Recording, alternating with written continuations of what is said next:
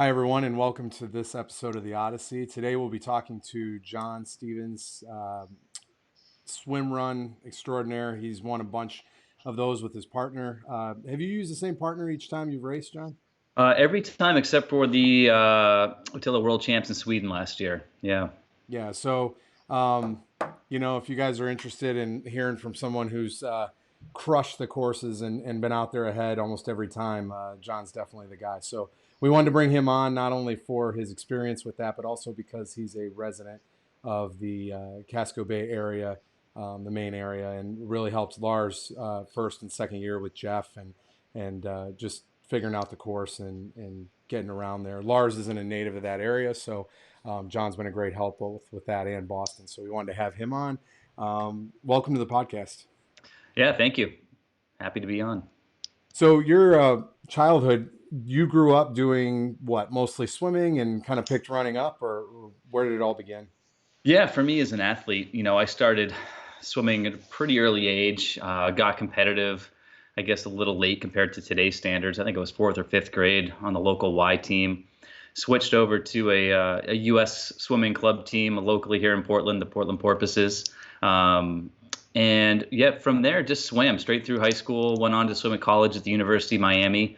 And at that point, I kind of had my fill. College swimming is pretty demanding, especially at a D1 program. And it took a lot out of me, both mentally and physically. So by the time I finished up with college, I had pretty much had it and took a pretty good, solid, I'd say 6 to 8 years of just, Wow, getting fat. I can relate to that. Uh, Yeah.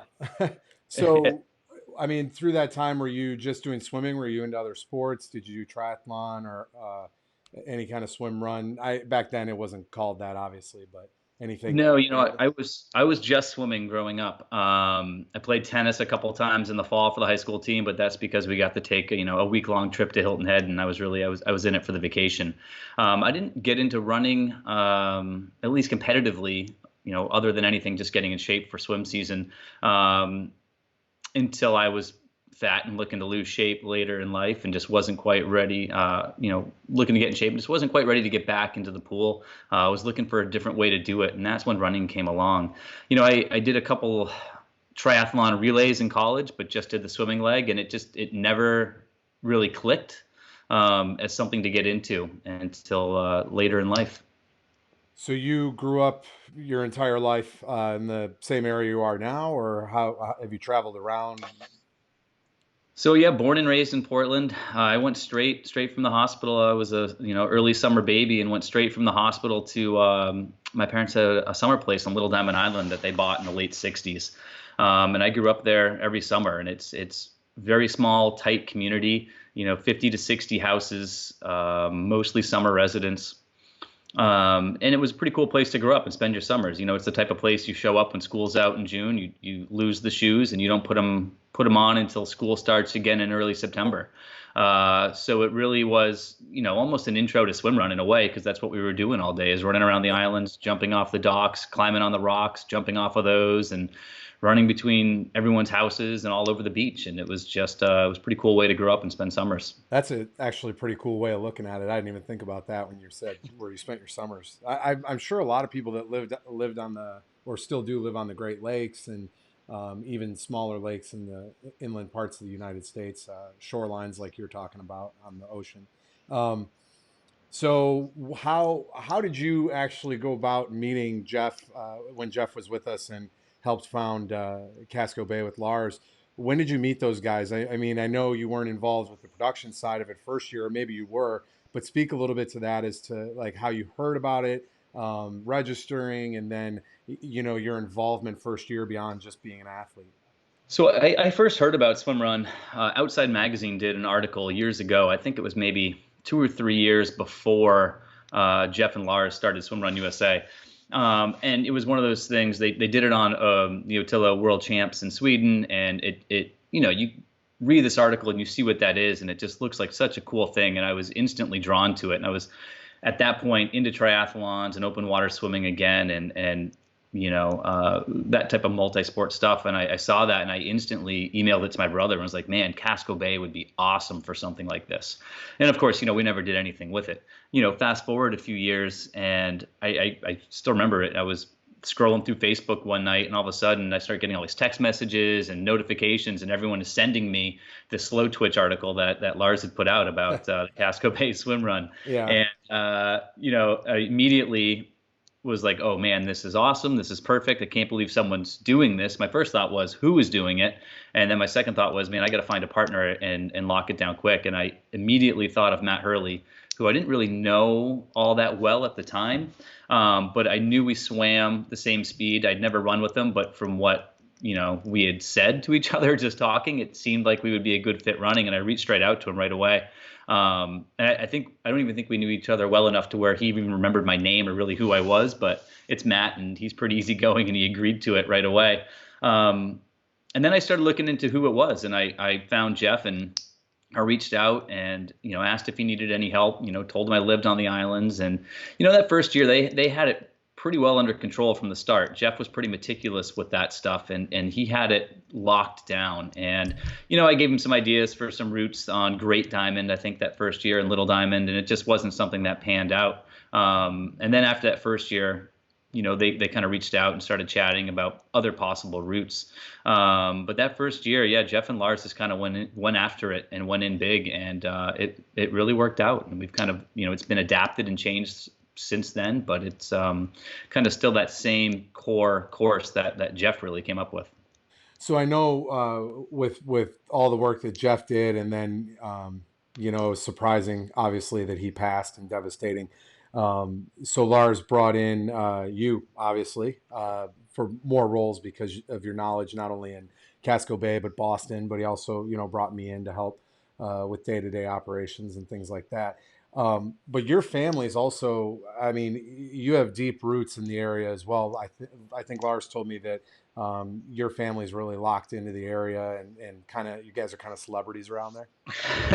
Not quite. I think maybe in a very, very small circle of architectural nerds or history buffs, Hey, which is my family basically up until me. My great grandfather actually is in this painting right behind me here, is John Calvin Stevens, who was a local architect and developed a style of architecture called the shingle style or cottage style architecture, which you see on a lot of the islands that we go across. So Little Diamond, Cushing's, Great Diamond, there's a lot of cottages that were late 1800s, early 1900s that he actually designed. So it's kind of cool to be running across that same area. He also designed a large number of houses here in Portland and some buildings in Portland as well. And, that kind of architectural history is carried on through the generations to where people kind of still know his name. And I get to carry that name with me. And the only real attachment that I have to it is John Calvin Stevens III, and he was John Calvin Stevens. Unfortunately, the architectural line kind of ended with me. It's still, family history is awesome. And that's still a really cool thing to have in your family line. That's great. And so Lars told me that there's a swim called Peaks to Portland annually in 2.4 and that you've won it a bunch of times. So tell us a little bit about that because we like to also kind of the areas that we go into. And it's with SwimRun and, I have the X Tries that I'm also part of, but it's always great to have those local events that kind of showcase part of what our races do. And that seems like 2.4 miles is obviously the standard for Ironman events. But so tell us more about that and your journey with that. Yeah, I mean, Peaks to Portland, I think the 2.4 is purely by accident. It's just that Peaks Island happens to be 2.4 miles. Wow, it's just a coincidence? It is. It's crazy. Pure coincidence. And Peaks to Portland goes right across the inner harbor here in Portland. It started, I think it was going even back in the 50s and 60s. I think even pre-World War II. But it stopped in the late 60s, 70s. The water quality in Portland was just, I mean, you could swim in the harbor without getting sick. Wow. Through the 70s, they were able to turn that around and make some changes. And then the race started back up in the 80s, and it's since grown. The first year I did it, I just turned 13 years old, and it was more of just the challenge of living on the island, Little Diamond, and the course goes right across our island. You could kind of watch everyone. But, back in those days, it was no wetsuits. you only had 50 competitors. Everyone had to have a rowboat and a spotter. These days, we're up to, I think the race has got 500 or so people in Wow. it, kayaks all over the place, lots of waves. It's definitely grown. But I did it for the first time at 13, swam it again at 14, and then I won it when I was 15 for the first Oh, time. how Um, how many times have you won it? and then I won it 5 years in a row through high school, and then after that, I kind of called it quits for a while, and I came back to it a few years ago just because it's a great event and it's a cool way to do. I mean, there's really not any that many, I guess I'd say, competitive open water swims in this area, and it was funny. That was actually where I ran into Matt Hurley again for one of the first times was at that race. I mean, a lot of that's the race that all the local swimmers really show up to, and it's a fun event, and it supports the Y, which is where I swim, 5 times, 4 times a week.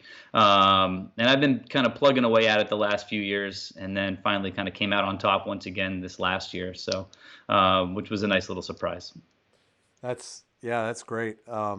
We're thinking of adding some stuff at some of the X tries, and I know that doesn't pertain to swim run, but I found that doing some smaller things locally, like maybe breaking up what we do, it attracts more people, and it's nice because I mean that's something we might want to even look into is the people that do that swim. I mean, if you're just adding a run, essentially, when I look out there, a lot of the swim runners are actually walking along the different run routes, especially after the first one. And if it's not the first and last, they're like, oh hell, it is what it is. So I was talking to Lars, about that. Is we could start attracting people that do the longer swims like that. I think it's a little harder to attract the people that do like marathons or 5K, 10Ks because swimming's a whole nother thing. Well, that's true. I mean, the venues that our swim runs are at are just so ripe for so many different types of events. I mean, they're great for swim run because there's great running and there's great swimming. I mean, you look at Orcas Island, and I mean, there could be a pretty epic trail run there, and I mean, you could do any distance. Casco Bay Islands, obviously, that's a little different as the islands are all pretty small. But there's opportunities to add, I think, and I think we might start to see this in the future with swim runs. It's kind of like a multi-day events. You've got trail runs, swim runs. You can kind of really add to it, and it might be a fun way to grow the swim run events and more participation around it because you'll see a lot of these people show up and you'll have one spouse doing the swim run with a partner, another one who's like, oh, I would do it, but I can't swim. Oh yeah. So Sure. maybe you have that trail run the next day for somebody else. But there's a lot of opportunity there. Well, like for instance, at the Chenot Islands, that's on a Sunday, September 8th. And on September 7th, that was actually the day we wanted to have it on the Saturday, but they requested we moved it to Sunday. We move it to Sunday because Mackinac Island, which isn't far from there, there's a big run there that I think he said over 1,000 people do. And surprisingly, some that have signed up for our event are doing it because it's the day after. So, I mean, that's not our event on Mackinac Island, but it goes to speak to what you were saying about having multiple events that are catering to, the different things that people do. So. Yeah, absolutely. What exactly talking about things in Portland? What's the brewery run or the running tours? That's on the list of things to talk to here. And Yeah. with the swim, it kind of and that's good because we just talked about the standalone swim. So the running side of it, what do you guys got? Well, so I mean, there's certainly plenty of running opportunities here in Portland. Portland Trails goes through the city. I mean, it's unique in the sense that I can run a half mile from my house, and I'm on a set of trails that can I could go out and do a 20-mile run really with not getting on the streets. And if I do go on the streets a little bit, I can find some single track right here in the city and just be lost in the woods for 10, 15 miles.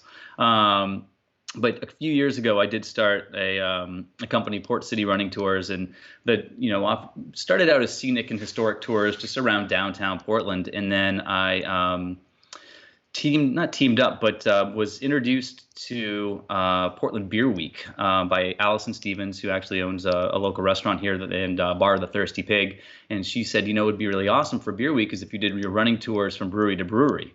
And I thought that's a pretty cool idea. And it started out that week, and then that was really the only tour that really took off. And essentially, it was a 3-mile running tour, stopping at 3 different breweries and doing flights and samples at each brewery as we kind of went along. So, it's one so of your the, running got progressively slower, people yeah, puking. yeah. Yeah, exactly. Exactly. You get two groups of people. You get the people that are saying, "Man, there is no way that I can," you get the guy that was like really into running, or someone that's really into running, and someone that's really into drinking, and they would both come together. But people would always think, "Oh, I can't run after drinking beer." But it's the microbrews, and it's great. It's small samples. You're not Yeah. drinking a ton, so we take our time. We learn about the beer. We enjoy the beer. In the last few years, getting busier with swim run and kids and coaching now with Purple Patch Fitness. I've now teamed up with the Maine Brew Bus. So the Maine Brew Bus is actually offering those Port City running tours, brewery tours, and they're pretty much handling all of that traffic now, which is nice to have them on board. And they do bus tours around town. So if anyone's in town and wanting to go drink and not wanting to run, they can hop on the Brew Bus and just ride instead.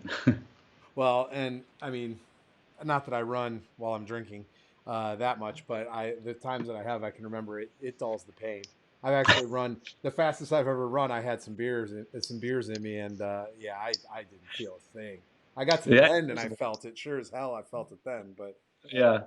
But yeah. So, um, talk a little bit. We've talked about the separate swims, the separate run. Talked about your history with in college and how you got into that first swim run. But for the athletes out there listening, tell us a little bit about how you trained for the first one, and if you could, as like the second part of this, how did you train for the first one, and then as you trained for ones after that in the following years, how did your training change and kind of morph into what it is? What did you learn? Kind of the do's and don'ts of the training. Well, it's interesting. I think my training is kind of morphed as the events here in the U.S. have as well. I think both have kind of grown together. I think like most people doing this, I got into it through triathlon. I mean, most people have this triathlon multi-sport background. And so at the time, my kids were young. I didn't have a ton of extra time. I was mostly doing Olympic distance triathlon. So it was a lot more shorter, faster speed work type stuff. I wasn't really getting in a ton of volume. The first year for Casco Bay, I think it was on the, short end for swim runs. And I believe it was something like 13 miles of running, but still, still had 5 miles or so of swimming. So it was a really swim heavy course that first year, which suited Matt and I really well. And then, as the years have gone, the run has become longer and longer for these Casco Bay races. So I think Casco Bay, we're looking at 18 or 19 miles now of running, and still about that 5 to 5.5 of swimming. So with that, my training is involved in the sense that I've been adding a lot more volume. And really trying to get in those longer runs. The race now is taking us, 4.5, 5 hours, as opposed to first few years taking, 2.5, 3 hours. But honestly, I still kind of go about it training like a triathlete. For me, I find that I'm kind of injury prone with the running. The more I run, and this is probably true for most people, the more hurt I get. And for me, I find that I can really get in a lot more volume if I add a bike to it. So I really do basically train like I'd be training for maybe a 70.3 or an Ironman. Yeah. I do a lot of strength work on the bike, low cadence, kind of strength endurance riding. And I usually almost always follow that up with the run if I can, just to get used to that tired running. I'm not going to go out and train for, ÖTILLÖ World Champs and 40 miles of running. I mean, how do you train for 40 miles of running, right? Well, at some point, also, does it kind of?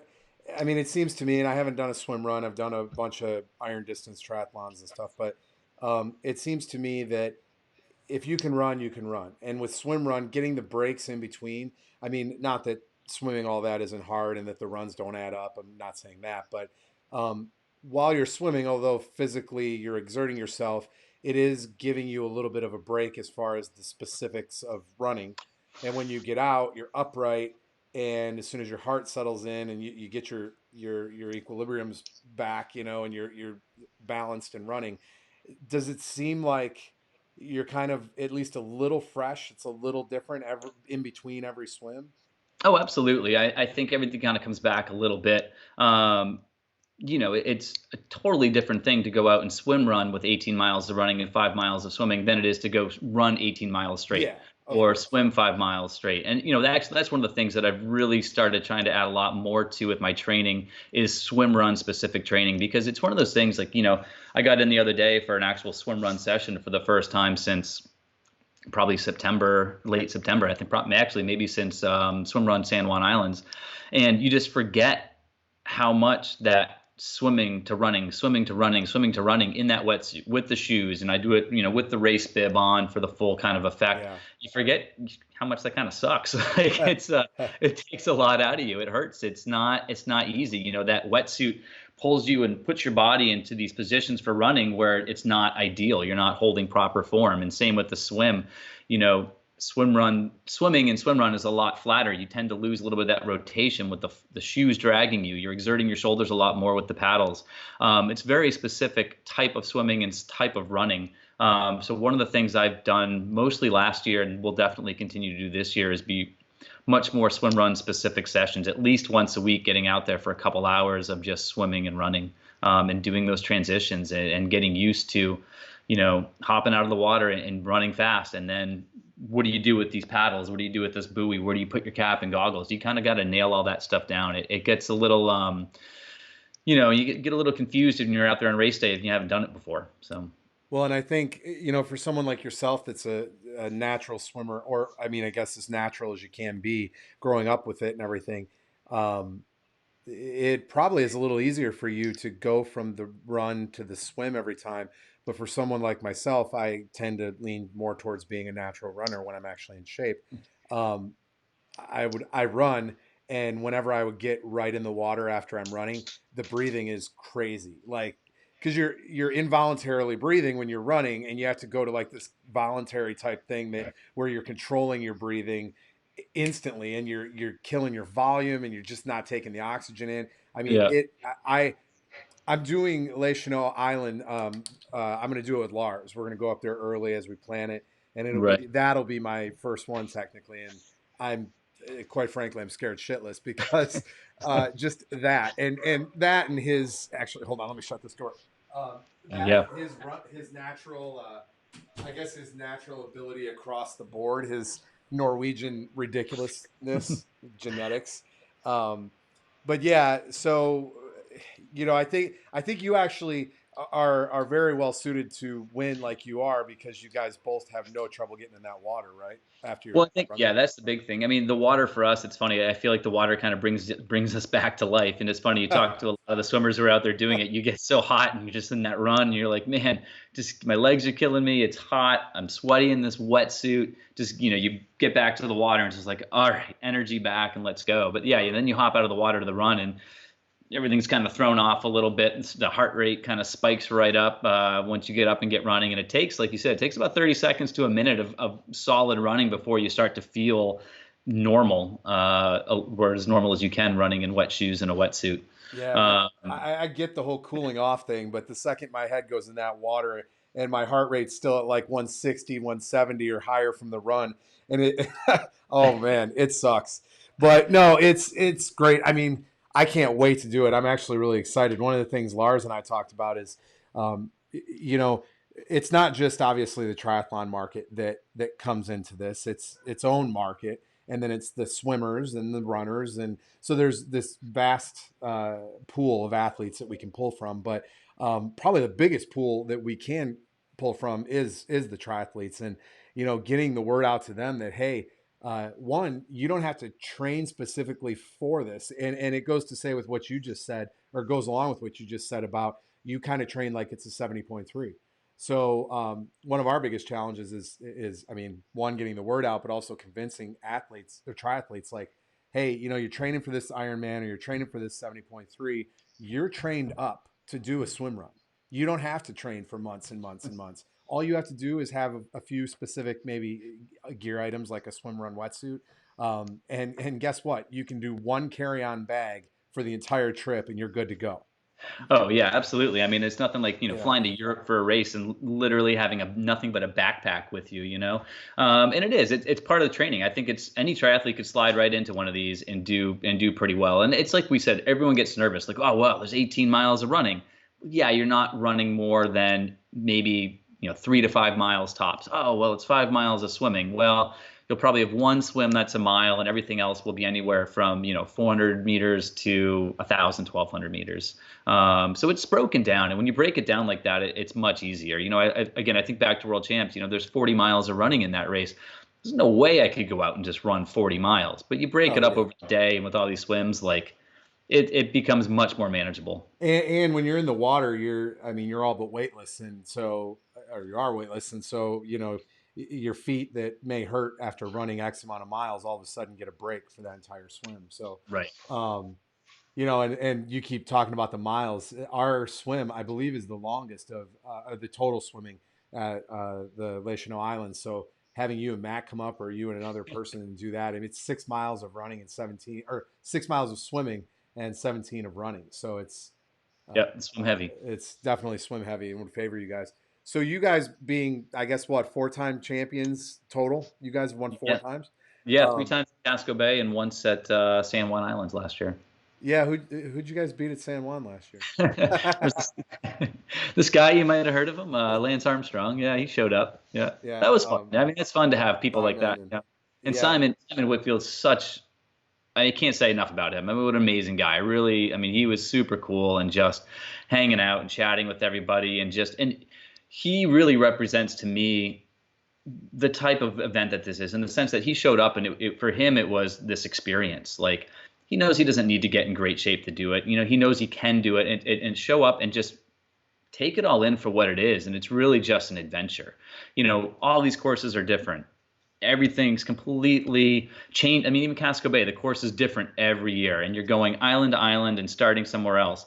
And you think, wow, that's pretty cool. It's pretty unique, that swim run. And then you go over to Orcas Island, and it's just an entirely different course, in the sense that, I mean, you're on an island, but you're swimming in lakes and climbing mountains. And it kind of starts and finishes at the same spot. But I mean, that's the great thing about swim run, is you're never getting the same thing twice. And you don't have to compare your time from one year to the next year, one course to the next course, because not every course is 70.3 miles. It's all completely different. So you can just go into it and have fun with it, and not worry about comparing yourself or your team to anybody else. Well, and Lars and I have talked about this quite a bit, about the fact that, well, for me, I kind of fall somewhere in between. I never really liked the set courses that are the exact distances, that are kind of boring in the way that they're just thrown in a lake or the ocean. Not really that exciting of a swim, but then you get out, and the bike courses, and it's hard because of maybe wind or heat. Maybe there's a few hills, whatever. But it's relatively boring in the regard that you don't see a lot of scenery, and it's not that difficult.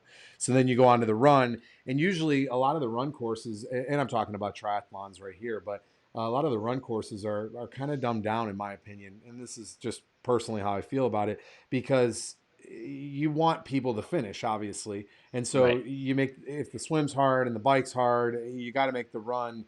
The typical thought is you got to make that easier so that people can finish, so you get the numbers. But what I really originally was attracted to with like X-Tri is that it didn't matter. It's just hard. Start to finish, it's an adventure. And everyone kept always telling me, hey, if you want adventure, do adventure racing. And, not a knock on those guys, because those races are hard, and they actually seem pretty cool. But it was really never for me. Like, I didn't want to go run around and find things like a scavenger hunt. I really like the organization of a marked course too, but I wanted that sense of adventure and the scenery that came with a lot of those adventure races. And so X-Tri's got that. And then once I was introduced to SwimRun, Lars told me about it. I was like, what the hell is this that you're talking about? And SwimRun and X-Tri are so closely linked. I mean, we talk about everything from website analytics to registrations and patterns of email openings and all kinds of stuff, and they're almost identical. It's crazy how the two sports are so closely linked, but yet so different. Right. The overall spirit behind them is almost identical too. It's just that point to point, or maybe sometimes there's loops and things, but it's just that adventure. And I don't really give a shit if I'm on the podium. You're out there for yourself, for nature, conquering the course, and that's that. Yeah, exactly. And it's really neat to have more of those races. And like you said, I feel like a lot of triathlon, everyone wants to have the fastest course or something similar to that, or like, ooh, there's 2-foot waves, we better cancel the swim. This is more about going out, and the conditions are what they are, unless they're going to get you hurt. Well, But ÖTILLÖ a few years ago had like the craziest waves I've ever seen in my life, and I when I saw that video, I think that's around the time Lars kind of was introducing me to it, and I was like, oh hell no, like, yeah, that's and nuts. I'm brave, like I'll get in that water, but those looks. I mean, you saw that video that year. Oh I yeah, that forget looked what great. year that was. I was jealous I didn't get to do that. I was I fun. think that was actually the year Lars was out there, if I'm not mistaken. Yeah, it was. Yep. And Yeah. he was saying how crazy it was, but you got to give him credit. I mean, to put that race on in those conditions, but it just goes to speak for the spirit overall of all this. So, Oh, um, absolutely. you guys are out in front. You've got like that bullseye on you. Do you feel that in swim run, or is it still? I mean, I know it's competitive, and there's definitely other teams there that can hypothetically give you guys a run for your money. But do you ever feel that pressure, regardless of whether they're a foot behind you or 3 miles behind you? Do you guys ever really care, or is it always just you're stepping on the gas the whole time and it is what it is? I mean, we're kind of on the mind. Like, we just want to go out and have fun, and it is what Yep. it is. And we want, obviously, we're competitive guys. We want to race and we want to do well. And, if someone's up there racing with us, we're going to race them. But swim run's still so young. I mean, especially over here in the US, you don't know who's going to show up. You don't know who those guys are. I mean, there could be some team lining up next to you that, who knows? They're both, one could be really great swimmers that you never heard of on the tri scene or something, Yeah. and just can happen to run too. I mean, you just don't know. So for us, it's going out and just racing and having a good day. And, you can strategize if you want to. I think at least in the US, strategy really doesn't seem to come into much of a play because it's different people and different groups all over. Where, on the European scene, you're getting a lot of the top teams that are doing the circuit, right? And they're going to all those events. So strategy comes into play a little bit more for them than it does for us. I mean, really, we just like going out and going hard and enjoying it. Even on Orcas Island last year, I kind of had to keep pulling Matt along because the course was so beautiful. He kept kind of stopping and looking around and yelling and Well, being like, "This is amazing!" pulling out the phone, taking selfies. Yep. Yeah, yeah. Like, come on, Uh, man, let's go. Lance Armstrong's you, behind us. We got to you, keep moving. you do remember this is a race, right? Right, right. And you were injured last year, right?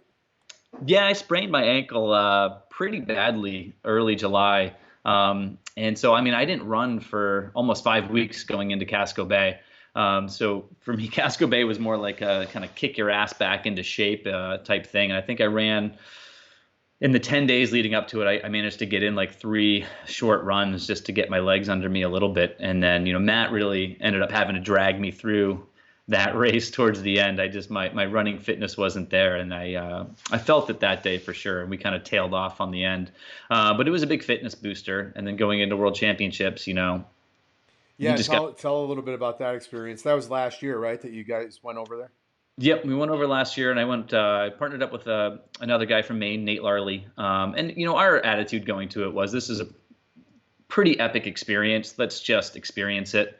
Let's go have fun. I mean, obviously, like any swim run, you want to try to race, but on that scale, on that level, you just kind of got to go in and see what it's all about and what's going on. I mean, in Europe, it's a professional sport essentially. I mean, it's comparing high school sports to professional sports here in the U.S. I mean, those guys are on another level. I mean, So I mean, that's kind of my next question too, I guess. What was the difference that you saw? And I think you are saying it, but like if an American swim runner team that had done a whole bunch of them here and fared pretty well in the results, went there and they qualified and they were looking to be competitive. I mean, from what Lars has told me, and it sounds like you are, there's good luck, right? Yeah, exactly. I mean, like we said, these guys are going around. These teams are going around to the circuit. I keep saying guys, and mixed teams, women's team, doesn't matter. I mean, there was a mixed team. They had just this past weekend the Uto race, and there was a mixed team. I think that got 4th overall. That was just hammering through. But again, that was a team that people didn't really know who they were. They kind of came out of nowhere. So even there, you don't know who's going to show up on any given day, but you got a pretty good idea over there that you're going to get some really, really fast athletes. And it's been interesting to see. It seems like the sport grew one way in Europe, and it's kind of going a little bit its own way here in the U.S. as far as what people are using for gear, how they're racing and how they're going about it. Lars and I are headed over to the Isles of Scilly in a couple weeks, so it'll Yeah, be fun to kind of go over. First week in June, right? Yeah, first week in June. So my second European race. It'll be fun to get over there and kind of get back in the mix again, having seen it for the first time. But I mean, competitive in the sense that here we expect to go out hard in the U.S. and have a couple of teams hanging with us for a little bit. There we expect to go out hard and hopefully just be somewhere in the mix toward the front and see what happens. But I mean, the races, well, you've just done the championship, but from what I've seen, it looks like a lot of them have quite a few teams consistently on a lot of the events. So I think that, however, they're able to capture more teams consistently like that is something that hopefully will come to be in the U.S. I think that in the U.S., Ironman's capturing a huge amount of that market compared to international. So I think Right. that there's probably more swim runners over there because the ratios are just different as well. Yeah, I think so for sure. And it's just, for whatever reason, it took off really quickly there and it just boomed. I mean, there's hundreds and hundreds of races over in Europe and it's coming along here in the US. And I think we'll continue to see it grow. It's like we said, when you go to triathlon, it tends to be the same thing. People do get a little bored. People are often looking for something new. And it's like we were saying with swim run, it's once you've got the wetsuit and you've done it once and you're in, you've got everything you need. So it's easy just to hop into another race. And the nice thing with these swim run races, they tend to be in pretty awesome places. So it's, you get to go experience a cool race in a cool place. Well, and I mean, getting the word out to it's essentially startup companies here in the U.S. and getting the word out to every area of the U.S. is difficult. I think that it's not difficult to convince somebody to do one because they're very appealing and for a number of ways or for a number of reasons, but it's just reaching every edge of this country, trying to get people over here, to these Oh, events. absolutely. And I think a big thing for us too is if we can start getting some of these European teams over to come experience what our races are and learn from them in that process would be pretty cool. So hopefully we keep doing that. Absolutely. So, um, what's your impression on the courses this year? I mean, there's some changes to Casco Bay, right? Yeah. Your impression on that? Boston's obviously new. San Juan is San Juan. You did that before, so and then I know you haven't been to Les Chenaux Islands, but just talk about your thoughts seeing these and challenges that you might think are coming. Yeah, Casco Bay is obviously kind of close to my heart and living on the islands. I think it's going to be a cool course this year. It is slightly different. It includes a lot of the same islands. One of the bigger challenges of the Casco Bay race in the past has been swimming the Hussey Sound between Long Island and Peaks Island. And, we've gone both directions. Last year was the first year we went from Peaks to Long as opposed to as Long to Peaks, but we're actually taking that swim out this year and going with what Jeff had kind of envisioned in the first year and wasn't able to do. And actually we were going to be going on a new island for the first time, which is Cow Island. We're going to be supporting Ripple Effect with the race this year, and Ripple Effect is a great program here in Casco Bay. Mostly has youth kayaking programs, kids camps, things along those lines. But we're going to be able to get access to this private island, which is really, really cool. Get some running on there, and then from there swim over to Long Island. It's about the same distance as the swim across the Hussey. It'll be around high tide, so hopefully the currents won't be as extreme as they were last year, but that's going to be one of the bigger differences this year. And unfortunately, I think we're going to lose the dock jump off Little Diamond, which was more that was the epic. best thing last year. Adding that in there, that was fantastic. That one was pretty cool. Maybe we can figure out a way to get another dock mixed in there somewhere. But I really enjoyed watching everybody's different reaction to that. You guys, I think you guys were the only ones I saw that just, I mean, like you jetted off that thing without a second even glance at it. Well, that was one of our goals was, we're going to go out hard so we can be the first off that dock, because I think only the first team is the one that's going to be truly able to just launch with no worries and just go for it. And I think everyone else had that image like, oh man, I don't want to launch myself off this and then just end up on top of somebody else. You were the black and white picture I took, right? Yeah. Yeah. We were. Yeah, that was pretty cool. That was a pretty unique experience. I will say, as awesome as that was, it was probably only the second best entry this year from a run to swim. And the other one was on the Orcas course, which, Matt was Hurley was hurting a little bit and kind of feeling a little tired, and all of a sudden, we walk up to this swim entry, and you see all of a sudden Matt just perks up and he goes, "Is that a rope swing?" And I was like, "Yeah, it is." And Matt somehow pulls this rope swing back and does this huge epic rope swing into a backflip into Oh, the water. And of course, there's no one there to see it except for one random volunteer in a kayak who I was know like, you "No, guys told me about that later. I'm out there with my camera and taking photos, and God, I you wish I would have just been at missed it." that because Yeah. you guys are probably the only ones to touch that one. I mean, no one got the picture of me falling off the rocks where that tree was into the freaking water, keeping my camera safe. But Yeah. um, So, well, actually, that's a nice little segue, I guess, into the Orcas course. I mean, that's just you almost feel like you're in,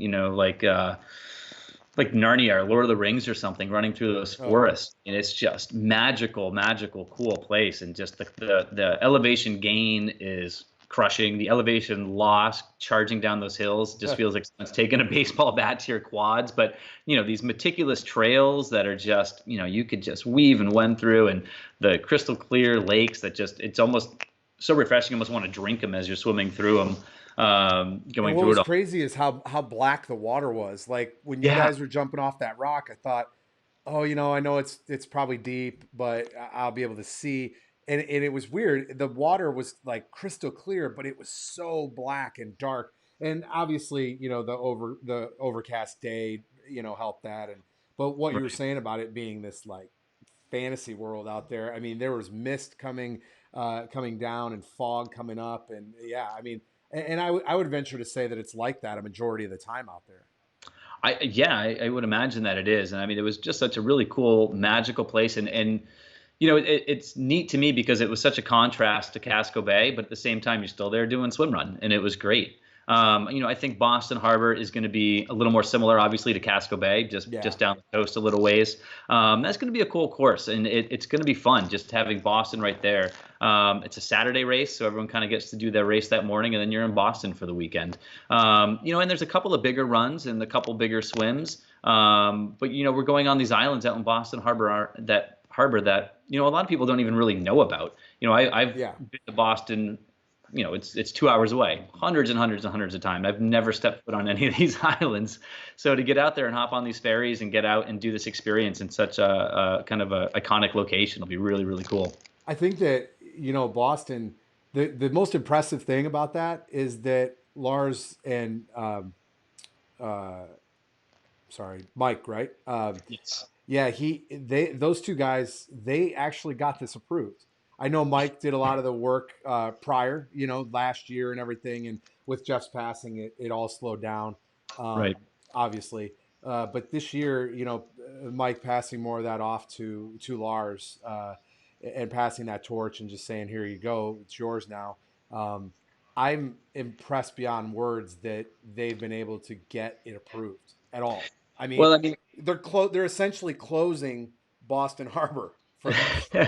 they're closing some big channels to let these swimmers through, and I mean, it's Yeah, it's really neat collaboration because you're talking harbor masters and you're talking state police and Boston police and private islands and state parks and so many different organizations coming together and entities to kind of make this happen because everyone's really excited about it. You yeah. show people these pictures and you describe this event and people kind of shake their heads at it and are just in amazement, but people want to see it and they're excited and it's something cool and something new.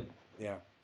Um, and the last one, Les Chenaux, which I think Lars was a little apprehensive about it, not because of the location or anything like that, but I think he's obviously stretched thin. That's the reason he brought both of us in too, along with our skills we offer. But and when I mentioned to him about adding that to the lineup this year, you could see his gears turning like I don't know. But I told him, I said, look, you bring a lot, you bring that experience on race day. You have a lot of the behind the scenes stuff that I don't know. But as far as getting permissions, I mean, I've done that for decades. So like Yeah. for me to go out there was no big deal, and it's only 4 hours from my house. So I mean, that's been unbelievable. It's one of the only places I've worked with that right out of the bat, there all the approvals are there.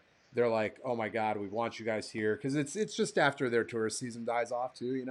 Yep. Um, the big challenge up there, really the only challenge, has been, first identifying the course, but then along with identifying that, we also had to, we have to get like 17 permissions from private landowners that they're not there year round. Like a lot of the owners at Casco Bay are probably there most of the time.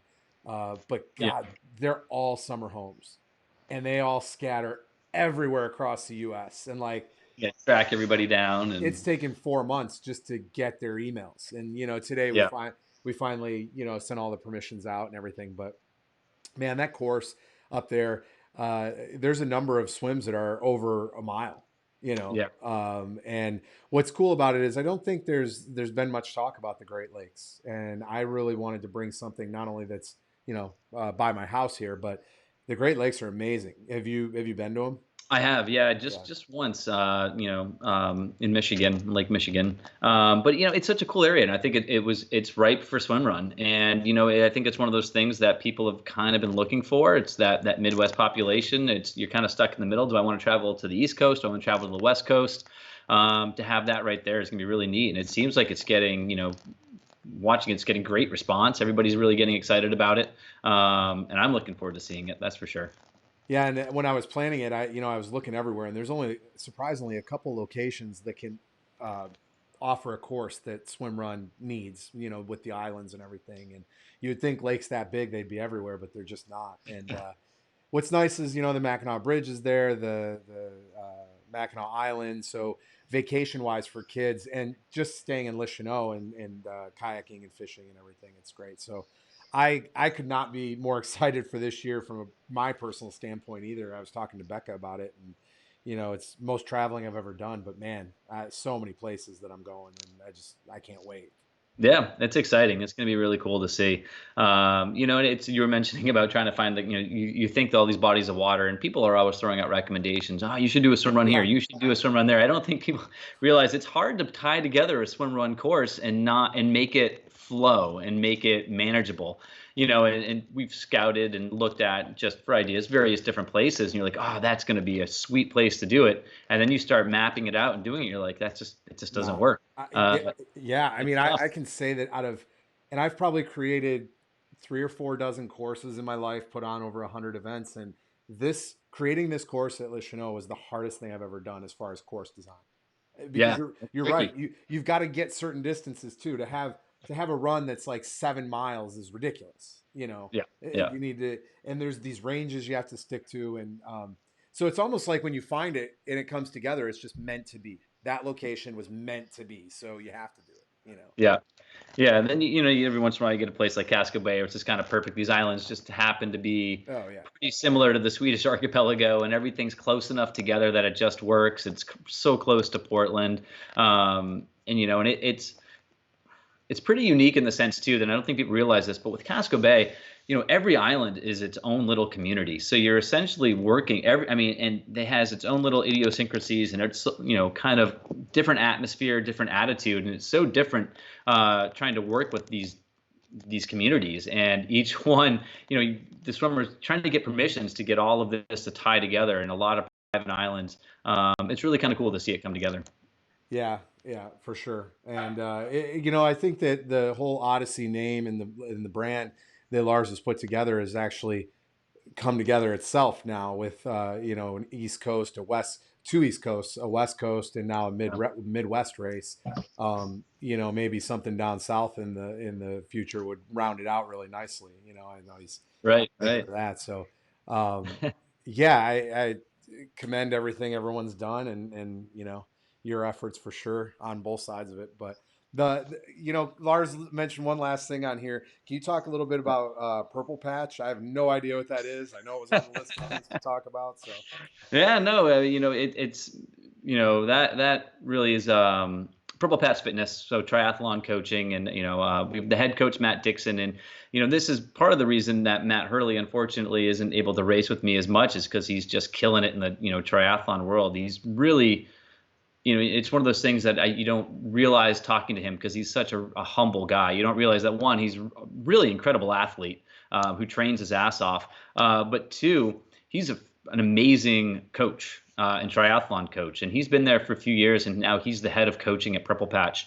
under Matt Dixon, and is doing just awesome things. And they were hiring new coaches this last year, and Matt said, "Hey, listen, I think you should apply. I'm going to take myself out of it and just kind of see if you can get this job on your own merit. But I think it would fit really well into your schedule," and it does, and it's something that I'm really loving. And it's coaching triathlon and working with these athletes, and for me, it's cool in the way that not everyone is going for this triathlon. We've got people that are doing open water swims, and people that are doing something like Alcatraz, and just these really cool different events. You're helping these people kind of reach these goals and designing these specific programs for them, working within the Purple Patch mentality that we have, which is really fun, and it's such a collaborative group. So if you're ever stuck or you just want to bounce ideas off people, you've got this list of amazing coaches you can just call up and shoot ideas off of, which has been really great. Yeah, sounds great. I coached for a while, and I liked it, but you can only do so many things in life. So gotta hone it in and focus just a little bit more. So yeah, and is there a website for that people can go to if they're listening and want to reach out to you about it? Yeah, purplepatchfitness.com.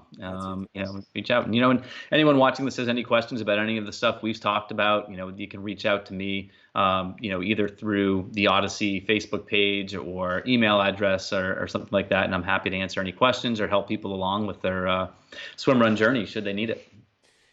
All right. Well, that kind of brings us full circle. We talked about in the beginning off camera about how we need to keep this 30 minutes, and that's all shot. That's shot down. Yeah. Oops. Yeah. 50 minutes. So our friends we are talking about will be tuning out with 20 minutes left to go. So yeah, time to wrap it up. Thanks, John, for your time. I appreciate it. Hopefully this is interesting and people actually want to listen to us. I don't know. I mean, who are we, right? But right. We'll see. Yeah. But yeah, I appreciate your time, and we'll get this posted up and go from there.